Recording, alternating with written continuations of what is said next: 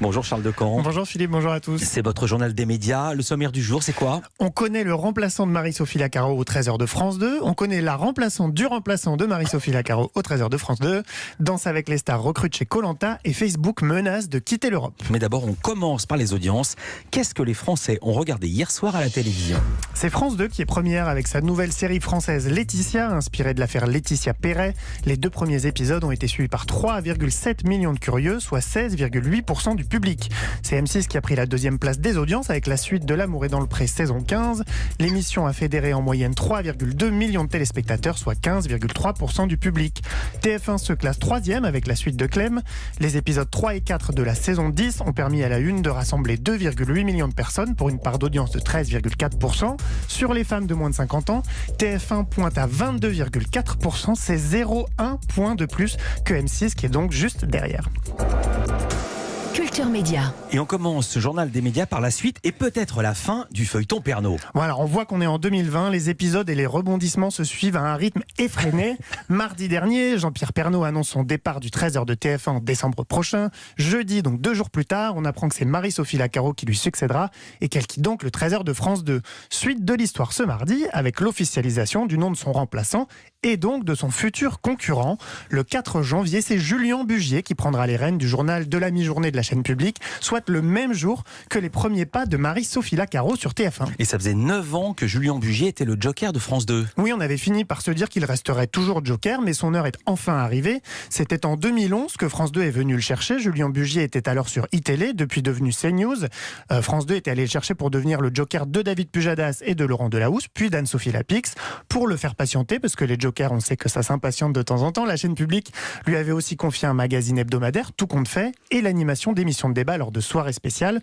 Vu sa promotion, pas sûr qu'il aura le temps de continuer à assurer ses rôles, d'autant que Julien Bugier est aussi depuis la rentrée aux commandes du 18-20 d'Europe 1.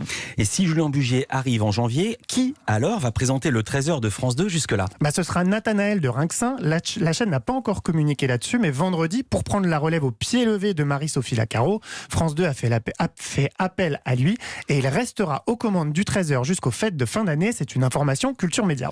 Et alors, qui va prendre la place de Julien Bugier au poste de joker du 20h ? Voilà, c'est vraiment les chaises musicales. Comme pour le 13h, Laurent Guimier, le nouveau patron de l'info de France 2, a préféré la promotion interne. C'est Karine Bastrégis qui récupère le poste et qui remplacera Anne-Sophie Lapix dès que celle-ci sera absente. Karine Bastrégis, c'était l'un des visages de la chaîne France Info à son lancement en 2016.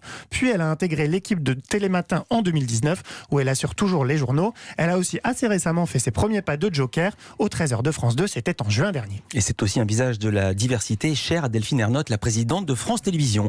Question tout à fait autre chose, et si Facebook quittait l'Europe ? Alors le réseau social a beau assurer qu'il ne menace pas de fermer en Europe, c'est précisément ce qu'il a fait en réponse à une demande de la Commission de la protection des données d'Irlande. Tout a commencé le mois dernier quand cette commission a publié un décret interdisant à Facebook d'exporter les données de ses utilisateurs européens aux États-Unis. L'Irlande, où Facebook est installé, craint que les services de renseignement américains puissent espionner les utilisateurs européens du réseau social. Pour contrer ce décret, Facebook a porté plainte et conteste la légalité de cette décision. Dans les documents, le réseau social ne tourne pas autour du pot. Je cite, « Si la décision est maintenue, nous ne voyons pas comment Facebook pourra continuer à proposer ses services ou ceux d'Instagram dans l'Union européenne. » Ça ressemble effectivement à une menace de fermeture. Alors un porte-parole de Facebook a assuré que ce n'était pas du tout le cas, évidemment. Et en réalité, on imagine mal le réseau social fermer ses portes à plus de 400 millions d'utilisateurs. Comme souvent, c'est une bataille de communication qui s'engage avec un pendant judiciaire. Facebook n'a pas hésité à jouer la victime, reprochant à la commission de ne viser aucun autre réseau social et pointant du doigt la présidente de cette commission. Facebook assure que cette personne est la seule décisionnaire et sous-entend qu'il s'agit peut-être d'une chasse aux sorcières. Après le reportage d'enquête exclusive, M6 interdite d'opérer en Algérie. Dimanche dernier, M6 proposait un nouveau numéro d'enquête exclusive consacré à la révolte populaire qui secoue l'Algérie depuis plus d'un an. Bernard de la Villardière était d'ailleurs venu nous en parler dans Culture Média. Reportage très très fort. On y suivait 3 jeunes Algériens dans ce climat de tension. Il y avait une youtubeuse, une danseuse et comédienne et un jeune homme engagé en politique pour que l'Algérie devienne un État islamique. Mais ce reportage n'a pas du tout plu aux autorités algériennes. Hier, le ministère de la Communication a indiqué qu'M6 était désormais, comme vous le disiez, interdite d'opérer dans le pays. La chaîne est pointée du doigt pour avoir utilisé une fausse autorisation de tournage pour mettre en boîte le reportage, d'avoir utilisé des caméras cachées et d'avoir dénaturé les témoignages des trois jeunes Algériens. Au final, le ministère dénonce un reportage qui a volontairement, je cite, terni l'image du pays et qui visait, je cite toujours, à fissurer la confiance indéfectible entre le peuple algérien et ses institutions. De son côté, M6 précise que France 5 avait déjà fait l'objet de critiques du pouvoir algérien en mai dernier pour un documentaire sur les mêmes manifestations. La chaîne rappelle aussi, comme nous en avions parlé ici, que Bernard de la Villardière, donc l'animateur d'Enquête exclusive, manifestait il y a 15 jours seulement devant l'ambassade d'Algérie à Paris. Il était là pour soutenir le journaliste Khaled Drareni, condamné pour sa couverture des manifestations en Algérie. Et on termine ce journal par une rencontre entre deux poids lourds de TF1. À la fin, il n'en restera qu'un. Ça, j'achète. Voilà, à la fin, il n'en restera qu'un sur le parquet de Danse avec les stars. Et ce grand gagnant sera peut-être l'un des candidats les plus populaires de l'histoire de Koh-Lanta. Selon Télé Loisirs, Claude a en effet accepté de fouler la piste du concours de danse de TF1.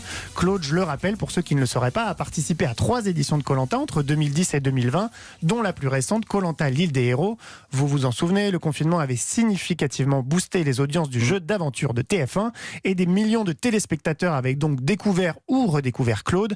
Ça ne lui a pas pour autant porté chance. Claude a une fois encore fait peur à ses adversaires et il n'a pas réussi à s'imposer. Et normalement, ça pourrait être cette période que Danse avec les stars démarre chaque année. Absolument, mais à cause des restrictions sanitaires, l'édition 2020 a été repoussée. C'est pour l'instant début 2021 que Camille Combal devrait reprendre du service aux commandes de la 11e saison de l'émission.